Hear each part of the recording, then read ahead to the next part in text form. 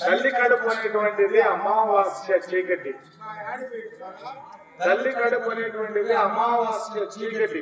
అటువంటి చీకటిలో నుంచి కేవలం తల్లిదండ్రులు మాత్రం జన్మ మాత్రమే ఇస్తారు.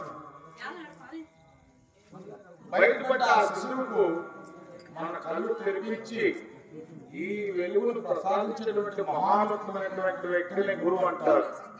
మా మామగారు, స్వయంగా మామగారు, అదేవిధంగా గురువు గారు, వారిని ఎప్పుడు మర్చిపోలేదు. నాకేం తెలియదండి, నేను డిగ్రీ చదివించుకోవాలని నాకు తెలియదు. ఇది అన్నారెడ్డి కాలేజీలో డిగ్రీ చేశాను నేను. 6th to 10th వరకు నాలుగు హై స్కూల్ చదువుకున్నాను నేను. కానీ మామగారు నేను మర్చిపోలేను. ఆయన ఈ కళంటే నాకు ఇష్టం, పాటన్నా ఇష్టం. నా ఎదుగుదలకు ఈ మహాభారతంలో శ్రీరామాలయంలో మా మామగారు చెప్తుండగా నేను కృష్ణుడు పాత్ర ధరిస్తూ ఉంటే ఆయన చూసి నేను అప్పుడు డిగ్రీ చదువుతా ఉంది, డిగ్రీని ఎంతో చదువుతా ఉన్నాను. అంతవరకు నాకు ఈ ఫీల్డ్ అనేది నాకు తెలియదండి. ఆయన కృష్ణుడు ఆడుతా ఉంటే ఆయన పైన ప్రేమతో నేను ఇదే విధంగా ఆటాడాలని అనుకున్నాను. ఏదో మహానుభావులు మా మామగారు, గురువు గారు, పెద్దలు వారిని కూడా తెలుసుకోవాలి. మా మామగారు అనేటువంటి పాలకోట్ల వాస్తవమైనటువంటి అదేవిధంగా మా మేనమామగారు. ఇంతవరకు నా గురువు నేను ఎప్పుడు చెప్పుకోలేదండి.